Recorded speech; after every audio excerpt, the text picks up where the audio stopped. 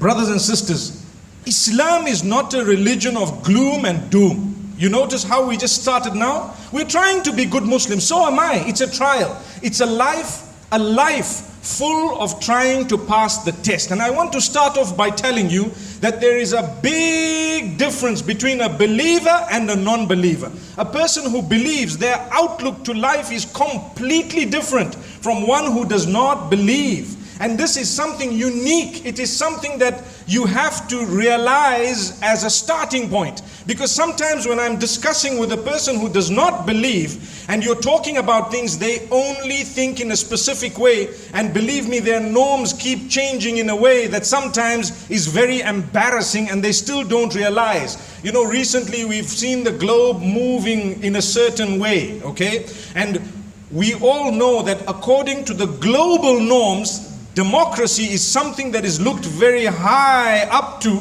and is considered a standard. But part of that democracy is the right to disagree. That's part of democracy, which means it's my freedom to agree with you or to disagree with you. Yet the same democracy disagrees with our disagreement to some things. And this is something that the fathers of democracy are perhaps perpetrating, perhaps purposely. May Allah subhanahu wa ta'ala grant the commoners like myself and yourselves a little bit more sense to understand what exactly is going on. My brothers and sisters, imagine if you were to say, or if someone, let me give you a different example. If someone was to say, you know, I believe Islam is wrong, are they right, or do they have a right to say that? They have a right to say that. They have a right to disagree with me. They have a right to believe that what I am saying is wrong. I have heard people saying Islam is barbaric. No one says anything. I have heard people saying Islam teaches this and teaches that, which it does not teach.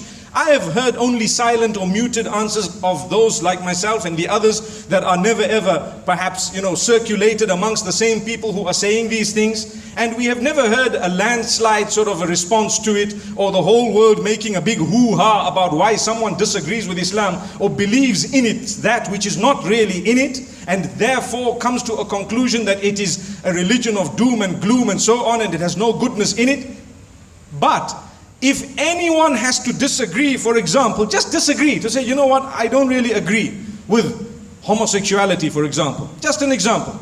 I don't really feel, you know, that it's the right thing to do. If someone has to say that, the whole world will descend on them like they've never seen the evening or the morning. And then we want to say, you do not have a right to disagree with this. That's what the world is going to. So let's wake up and see what's happening in front of us. I have of late been studying something, you know, the movement, the sexual sort of movement of mankind. May Allah subhanahu wa ta'ala protect us. And believe me, it's heading towards animals, in the sense that there will come a time very, very soon when not only will it be the in thing to marry the sheep or the goats or the animals, but it will be wrong for you and I to disagree. You will be jailed if you disagree. Everyone's just looking at me. 10 years from today, we might meet again, then you look at me differently.